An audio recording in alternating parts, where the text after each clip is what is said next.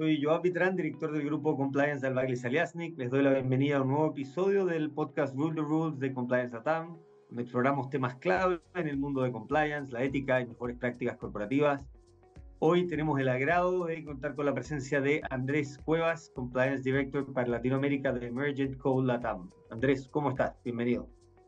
Hola, Joab. Bueno, primero que todo, muchas gracias por la invitación. Muy bien, muy contento también de poder aportar y poder conversar sobre estos temas que siempre son interesantes y que entre todos nos damos nuevas ideas. Así es, gracias por estar acá. Siempre nos gusta comenzar entendiendo un poquito de tu background y también cómo llegaste a compliance. Bueno, mi background es legal, porque como todos como saben, no todos los que hacemos compliance venimos del mundo legal. Yo soy abogado. Y la verdad es que llegué por una casualidad. Mi primera experiencia con compliance fue en Samsung Electronics, que en algún minuto se andaba contratando este rol en el año 2011. Hace mucho tiempo, yo tenía de hecho 29 años, era muy joven, estaba recién partiendo mi carrera. Y de repente los coreanos dijeron, bueno, usted se hace cargo de compliance para Chile y Bolivia. No solamente de compliance, sino que también el tema legal. Y la verdad es que durante esos primeros años, cuando recién, digamos, en Chile empezó a aparecer esto de la responsabilidad penal de la persona jurídica, uno tenía que andar explicando de qué es lo que se trataba de compliance. Fue un tema que, bueno, con el tiempo ya está confirmado que explotó, todo el mundo hoy día habla de compliance. Y dentro de esa carrera profesional después, yo me di cuenta que lo que me quería dedicar era 100% a compliance. Si bien el tema legal siempre es algo que es como un primo hermano, digamos, de compliance, en la práctica yo quería dedicarme a compliance. Y ahí se me dio la oportunidad. Tuve 6 años en Samsung, corriendo, digamos, tuve la posibilidad también de hacer la bajada del programa global de compliance desde Corea hasta hacia Latinoamérica en esos tiempos. De ahí me cambié a una compañía que se llama Stryker, que es de dispositivos médicos, y estuve como compliance para el Cono Sur, que era Chile, Argentina, Uruguay. 100% compliance, una industria totalmente distinta.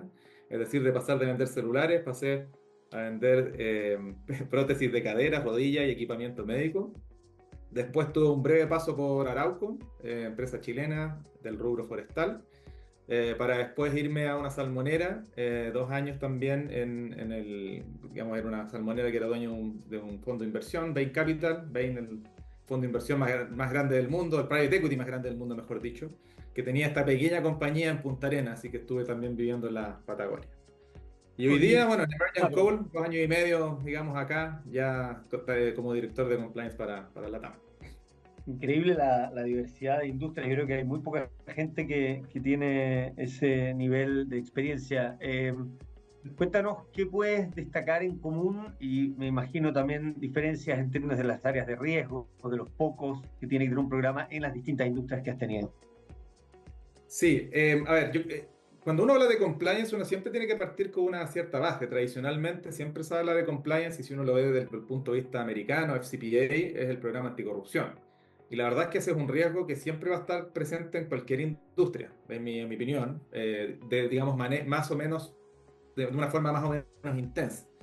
Pero después, dependiendo de la naturaleza de cuál sea el negocio, y después se empiezan a incorporar otros riesgos. Por ejemplo, si uno dice una empresa como que está relacionada con retail, como Samsung, que era el caso donde estaba yo, bueno, ahí tienes un tema de, digamos, de libre competencia, que es más fuerte que el que a lo mejor yo tendría en una industria como la que estuve, que era eh, digamos, de la salmonera, donde la salmonera o los salmones, el tema, digamos, de foco del medio ambiente. Entonces, finalmente, claro, uno parte con una base y por eso es tan importante a mi juicio el hacer el levantamiento de riesgo para saber, digamos, dónde se ponen los esfuerzos.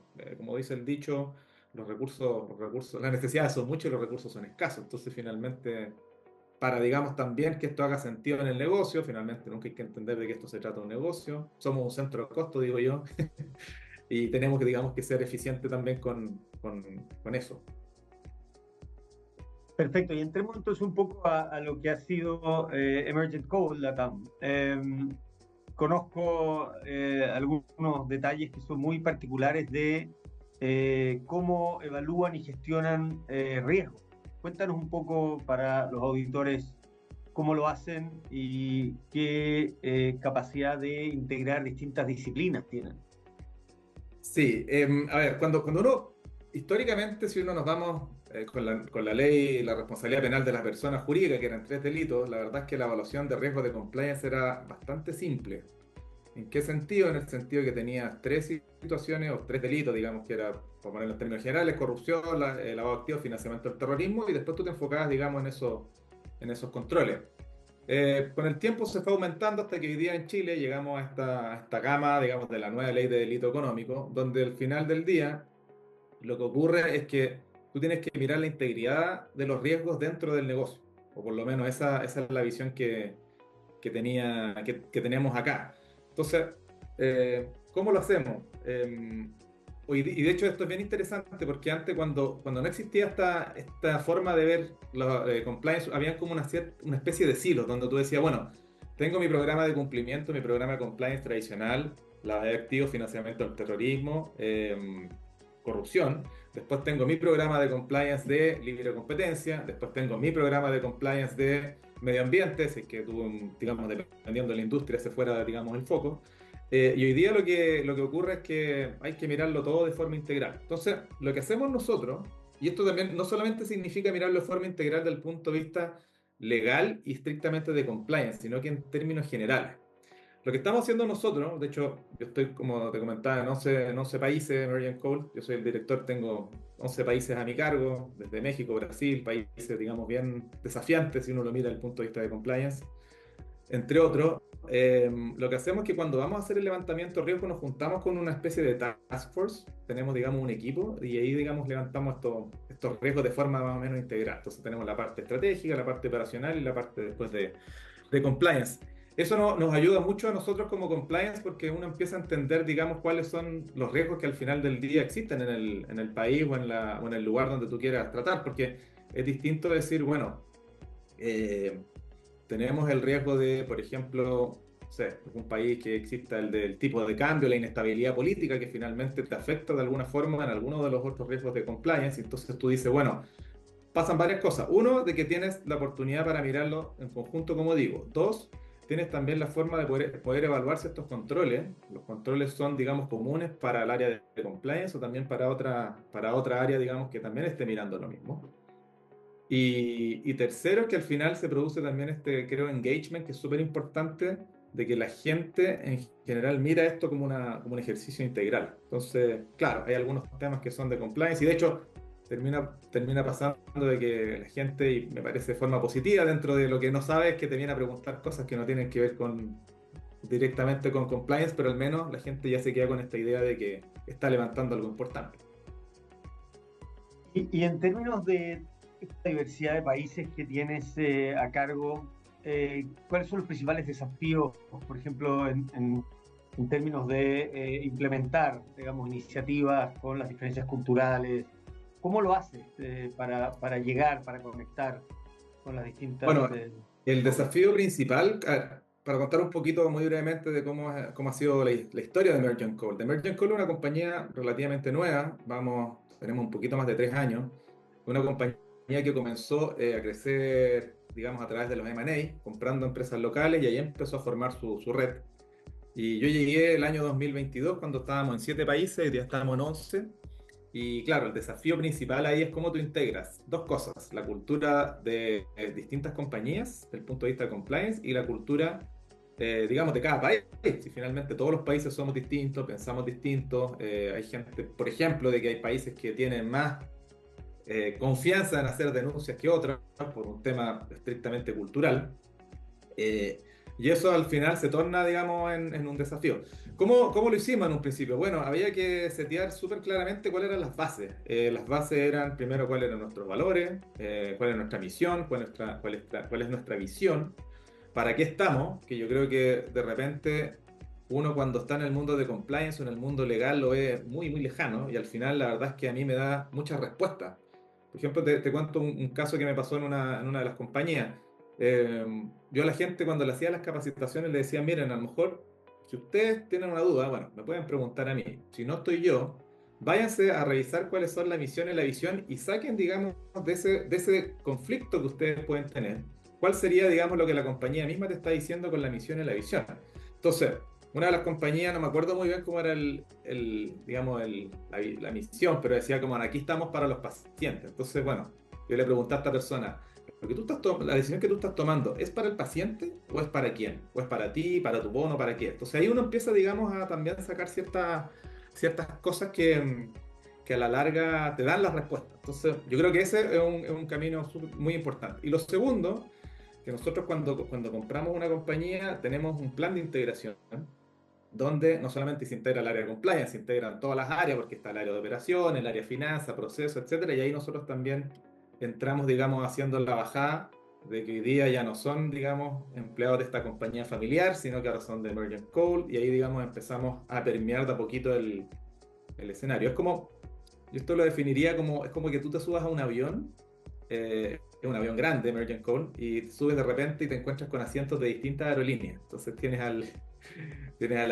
sé, tiene una aerolínea el asiento rojo, el asiento verde, el asiento azul, de repente la azafata es de otra aerolínea, pero finalmente hay un tema cuando tú te subes a cualquier, digamos, avión, que hay una base, que tiene que ver, por ejemplo, con la seguridad.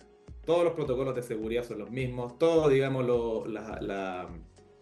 digamos, las instrucciones y lo que hay que hacer, etcétera, se parecen. No es muy distinto viajar a una aerolínea de Grecia a una aerolínea de otro país. Y eso es un poco lo que hemos tratado de hacer la bajada, de que al final, si bien todos tenemos distintas formas de las cosas, finalmente estos, que son los puntos clave y los puntos riesgosos, los tenemos que ver de la misma forma. Muy, muy interesante. Otra de las cosas que siempre me ha llamado la atención es tu capacidad de mantenerte cerca del negocio, que es visto como un activo en términos de compliance. El lograr entenderlo, el lograr... está bien, eres un centro de costo, pero estás tan cerca del negocio que logras dar valor agregado, digamos. ¿Cómo generas? Porque suena ideal, pero no todos cuando entran a un cargo de compliance tienen la capacidad de llegar o de vincularse con el negocio. ¿Qué consejos podrías dar para líderes de compliance que están integrando esa compañía para acercarse, entender, al final poder engranar con él? Sí, eso es clave, o sea, hacer compliance detrás del escritorio, yo creo que esto suena es una frase media cliché porque todo el mundo lo dice y la verdad es que hay que estar en el negocio y bueno, ¿cómo se está? Primero, a ver, yo creo que y de hecho esto también es by the book, yo diría, uno tiene los comités de compliance, nosotros tenemos uno regional, donde participa, digamos, a high level o alto nivel, y después lo que estamos ahora tratando de implementar es justamente hacer esa bajada. Entonces tú después tienes tus líderes locales, después tú tienes los líderes de segunda línea locales, y después tienes, digamos, la gente que está, digamos, en la base, que es digamos, el que es más masivo. Yo en este sentido tengo un enfoque que no hay que descuidar la parte de abajo, porque finalmente si uno mira si uno está de arriba, pero también está en el de abajo, de alguna forma tienes la visión completa. ¿Y qué es lo que hago yo en la práctica? Y de hecho lo he hecho en todas las compañías. Yo me acuerdo que en Samsung incluso alguna vez yo me fui y me disfracé de promotor. No me disfracé porque había un programa que uno podía ir y me fui a vender celulares a Falabella porque quería entender, perdón decir el nombre del retail, pero bueno, me fui a vender celulares a una tienda para sentir la experiencia de lo que era vender un celular. Y ahí en fondo uno también saca información, bueno, el promotor, qué es lo que te dice. En Striker también alguna vez yo decía, oye, invítenme a una cirugía. Yo fui a ver una cirugía de cadera, en un cadavérico que se hizo en alguna vez. Y ahí tú empiezas también a relacionarte con todos los stakeholders internos de lo que pasa. Entonces, uno tiene que estar muy metido, digamos, o la forma que tengo yo en el negocio para saber qué es lo que hace cuál persona, porque eso te va a también permitir ver dónde tú también puedes inspirar, que es uno de lo más importante para que el fondo la gente esté alineado contigo y al mismo tiempo ser digamos, este soporte del negocio. Entonces, o sea, si tú me dijeras objetivamente qué es lo que haría yo, bueno, es tener un plan de visita, que es algo que es muy básico, y ver con quién te vas a juntar, temas varios. Hay algunas reuniones que son periódicas porque tú tienes, digamos, gente dentro de la compañía con la cual siempre te estás relacionando, y nunca está de más tener un one-on-one de forma periódica para ver qué es lo que son los temas, y así, digamos, uno también va sacando información. Mira, te voy a contar una experiencia a propósito de todas estas cosas que uno de repente hace. En una compañía una vez mandamos una carta a los proveedores, que es la carta típica que uno dice al final de año diciendo, oye, ¿sabes? Por favor, no mandan regalos porque nuestra política lo permite o lo permite, etcétera, dependiendo de cuál sea la política de cada compañía. Y a raíz de ese ejercicio surgió de vuelta una persona haciendo una denuncia diciendo, oye, ¿sabes qué? Hay una persona que me pidió plata, por dar un caso así muy sencillo. Entonces, nunca hay que perder, digamos, el foco en todas estas actividades que uno hace, porque de ahí sale, digamos, mucha información que uno no la ve si es que uno está metido ahí haciendo actividades. Muy interesante, muy buenos consejos. Eh, Quiero aprovechar también el que tú estudiaste y te has dedicado en parte a temas también de sostenibilidad, para preguntarte cómo crees que las empresas deben ordenar estos temas entre compliance, sostenibilidad en términos de la gobernanza. ¿Cuál es el rol de compliance en las iniciativas de sostenibilidad? Bueno, cuando uno habla del ESG, que hoy día es un término que está más o menos, no sé cómo definirlo, manoseado, digamos. Eh, si uno ve la Escuchado algo. G, que la G de governance, para mí el governance es el compliance. O sea, hay una parte claramente que está súper, digamos, ligada con lo que uno hace de compliance. Y aquí la verdad es que yo no diría que hay un rol de que compliance tenga que ser el articulador de sostenibilidad dentro de la compañía. A mí en una compañía más pequeñita me tocó hacer y tuve que coordinar el reporte de sostenibilidad, etcétera. Pero la verdad es que era una compañía que era más pequeña. Normalmente hay áreas que se dedican a eso porque finalmente lo que uno hace con este ejercicio es recopilar información y después se publica. Eh, por lo tanto, el rol de compliance, creo yo, si me preguntas a mí, uno de ellos es asegurarse de que la calidad del dato de lo que se está, digamos, reportando sea un dato que es verídico, que finalmente es parte, digamos, de lo que uno debería tener mínimo como compañía. Lo otro, yo creo que eso también le da una cierta credibilidad al área. De hecho, me acuerdo haber escrito una columna hace un tiempo que hablaba justamente qué pasa si un inversionista quiere preguntar por decir cualquier cosa, un inversionista quiere preguntar, bueno, ¿a quién tendría que acercarse? Hay un área de investor relations normalmente en las compañías, pero la verdad es que tampoco me parecería tan loco que fueran al área de compliance, porque al final es como el garante, digamos, de esto. Así que yo diría que ese podría ser un rol. Interesante.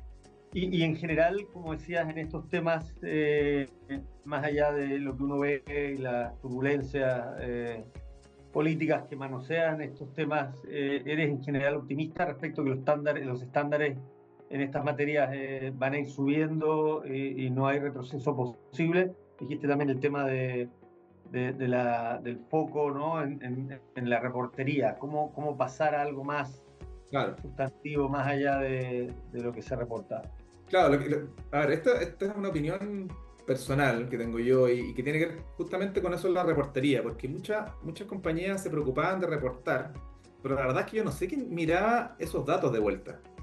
Yo alguna vez me di el ejercicio de buscar a compañías, digamos, más o menos relevantes, globales, y por ejemplo yo me ponía a mirar los datos de denuncias. Entonces, bueno, oye, estas denuncias, entonces tú mirabas, ¿cuántos empleados tiene la compañía y cuántas son las denuncias que hacía? Oye, y de repente había compañías que, sorprendentemente, incluso aquí en Chile te dicen, no, no hemos tenido ninguna denuncia. Dice, oye, pero ¿cómo no hemos tenido ninguna denuncia? O no hemos tenido ninguna denuncia del modelo de prevención de delitos. Ya, eso puede ser.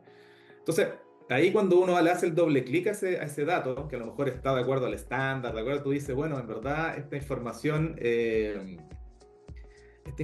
algo está ocurriendo, o sea, o ese canal de denuncias no funciona porque la gente no sabe o porque tiene miedo. Entonces ahí también es un indicador importante. Entonces, dejando de lado un poco lo que son los indicadores, yo creo y soy optimista en el sentido de que estos indicadores sí te dan cierta información relevante de lo que hacen las compañías en los tres puntos, digamos, de la sostenibilidad, que es el medio ambiente, la parte social y la parte de gobernanza.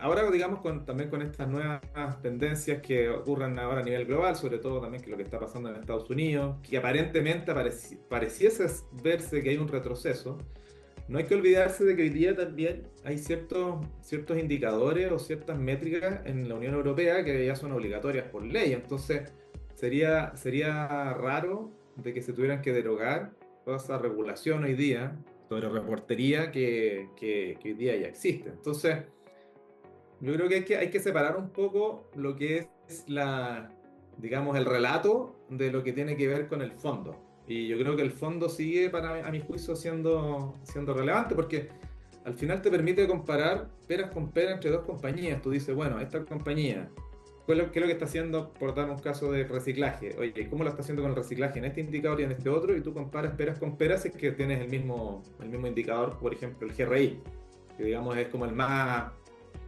digerible para el común de las personas. Pues tienes, bueno, el SASI para los inversionistas, etcétera. Pero si tú comparas ahí peras con peras, tú perfectamente lo tienes que hacer. Que eso es una cosa. Y lo segundo, que vuelvo a lo que yo te decía antes, bueno, si ese dato está bueno o está malo. Este dato de verdad es confiable o no es confiable, que ya sería otra derivada. Y ahí está el rol de compliance. O sea, no sé si el rol de compliance puede ser. Yo ahí tampoco tengo la fórmula, pero yo creo que compliance es uno de los garantes de la ética. Y bueno, si estás de mala fe poniendo un dato que no está correcto, claramente tu programa de compliance está teniendo una fisura, al menos. Totalmente.